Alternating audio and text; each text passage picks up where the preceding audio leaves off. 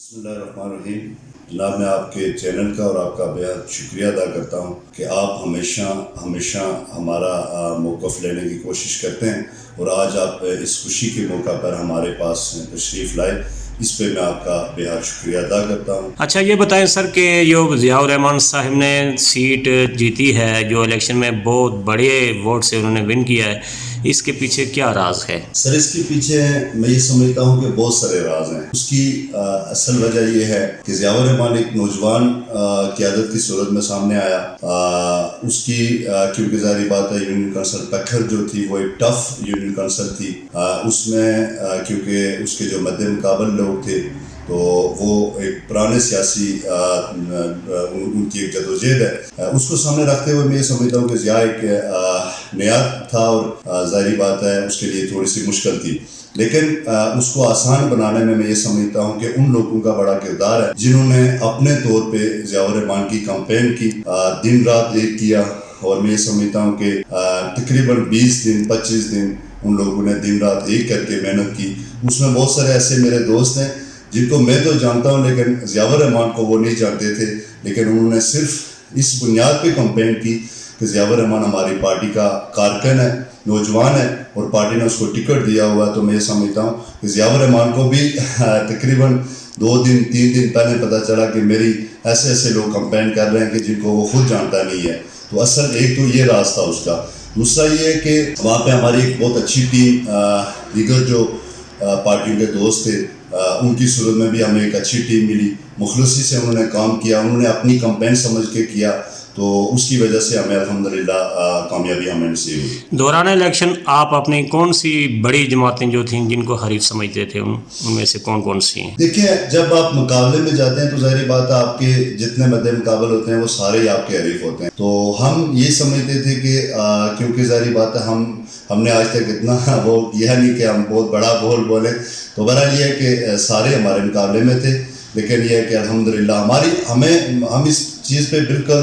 ہماری امید تھی کہ ہم انشاءاللہ کامیاب ہوں گے اور بھرپور طریقے سے کامیاب ہوں گے، اور ہم نے محنت کی، اس کا نتیجہ اللہ پاک نے دیا. اچھا وہ جنرل الیکشن جو تھا اس میں 4000 کچھ آپ کی لیڈ تھی، لیکن اس الیکشن میں آپ نے بھاری مقدار میں ووٹ لیے، اس کی؟ اچھا یہ آپ نے ایک بڑا اچھا کوشچن کیا ہے. اصل میں مسئلہ یہ ہے کہ دیکھیں جب جنرل الیکشن ہوئے تھے تو خطاب اعظم صاحب ہمارے کینڈیڈیٹ تھے ٹکٹ کے پی ٹی آئی کے. تو ایک تو بہت کم دن ان کو ملے تھے کمپین کرنے کے لیے، ٹکٹ بہت لیٹ ملا تھا، تو اس کی وجہ سے ہمیں نقصان ہوا. لیکن اس کے بعد خطاب اعظم صاحب کی صورت میں عمر جمیل،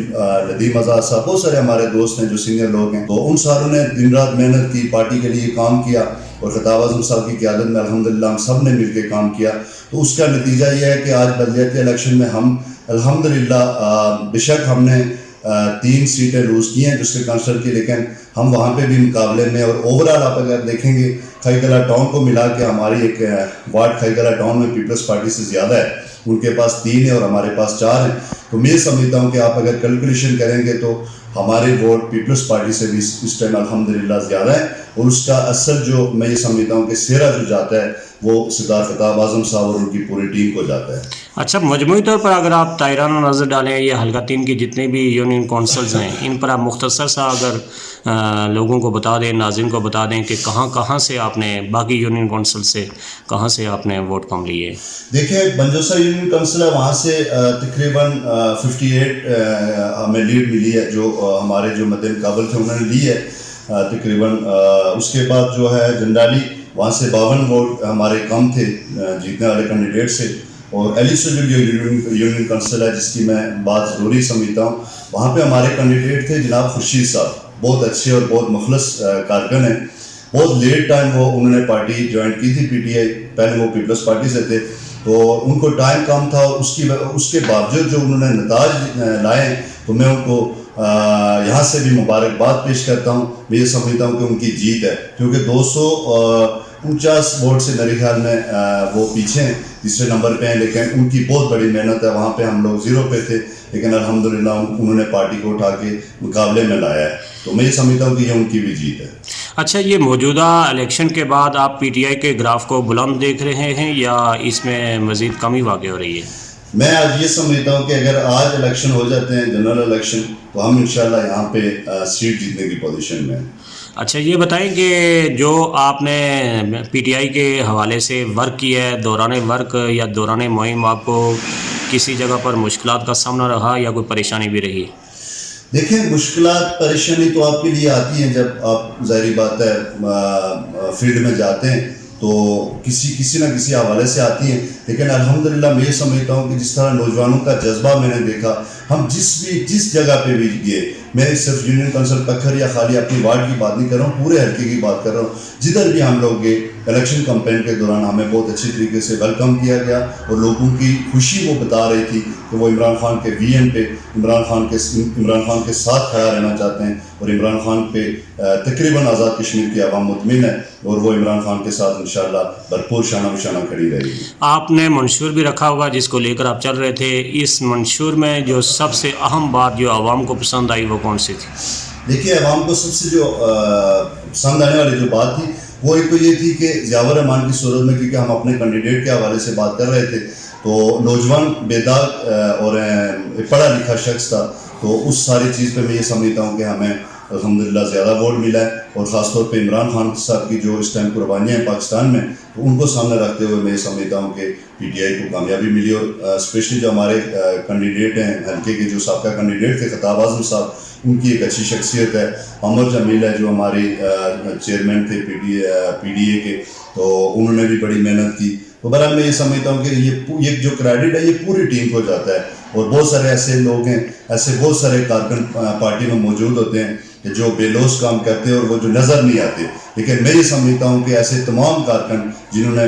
ضیاء الرحمان کے لیے یا دیگر کینڈیڈیٹ کے لیے محنت کی ہے وہ میرے دل میں ہیں اور میں یہ سمجھتا ہوں کہ میں ان کو بھرپور جانتا ہوں کہ انہوں نے کہاں کس طرح محنت کی اور ان کی محنت کا نتیجہ ضیاء الرحمان اور دیگر کینڈیڈیٹ کو ملا ہے. آپ ضیاء الرحمان کے دستے راست تھے، یعنی کہ آپ سجا ہاتھ بھی ان کو کہہ سکتے ہیں، اپنے آپ کو کہہ سکتے ہیں، لیکن آپ نے بھی تو لوگوں سے کچھ وعدے کیے ہوں گے. کیا ان وعدوں پہ آپ کی طرف سے جو ضیاء الرحمان کو ووٹ پڑا ہے آپ ان کو حل کروانے میں کامیاب ہو جائیں گے؟ جی انشاءاللہ. دیکھیں یہ جو آپ نے بات کی اس پہ ایک تو یہ ہے کہ ظاہری بات ہے جس طرح خان صاحب آئے تھے حکومت، جب پاکستان میں خان صاحب کی حکومت آئی ہے تو انہوں نے بہت سارے وعدے کیے ہوئے تھے، کیونکہ ظاہری بات ہے جس طرح وہ دیکھ رہے تھے کہ میں اس طرح چینج لاؤں گا تو 100% اس طرح تو نہیں ہو سکا، لیکن انہوں نے کافی بہتر کیا ہے. تو میں یہ سمجھتا ہوں کہ کچھ لوگوں کو مایوسی بھی ہوئی ہے کیونکہ خواب اتنے زیادہ تھے. تو آج میں یہ سمجھتا ہوں کہ ہم نے کیونکہ اتنے زیادہ وعدے کیے نہیں ہیں، اس کی وجہ یہ تھی کہ یہ ڈسٹرکٹ کونسل کے الیکشن لڑ رہے تھے، یہ ہمیں پتہ تھا کہ یہ اسمبلی میں جا نہیں رہے کہ ہم بہت سارے لوگوں کو خواب دکھائیں اور جو کل پورے نہ کر سکیں. تو الحمدللہ جو ان کی کیپیسٹی ہے اس میں رکھ کے ہم نے جو وعدے کیے ہوئے ہیں تو انشاءاللہ وہ بھرپور پورے کریں گے اور کوشش کریں گے کہ جہاں پہ جو لوگ ڈیزرو کرتے ہیں، جن کے ساتھ نہیں بھی وعدے کیے ہوئے ہیں یا جنہوں نے نہیں بھی ووٹ دیے ہیں، ان کے بھی ہم مسائل انشاءاللہ پوری کوشش کریں گے کہ حل کریں. یہ جو کارکن ہوتا ہے یہ کسی بھی سیاسی جماعت کا بہترین قیمتی اثاثہ ہوتا ہے اور کارکن کو یہ معلومات ہوتی ہے، شاید بڑے کو بھی معلومات نہ ہو، ایسے سننے میں آیا ہے. اچھا یہ بتائیں جو آپ کی مین روڈ ہے جو تولی پیر جانے والی ہے، جو جا رہی ہے، آدھی پختہ ہو چکی ہے، ابھی اس کا کام ادھورا ہے، فاروق کوٹہ سے اس کو ٹچ نہیں دیا گیا ہے، اگر دیا گیا ہے تو وہ ناپختہ ہے. اس والے سے یہ غیر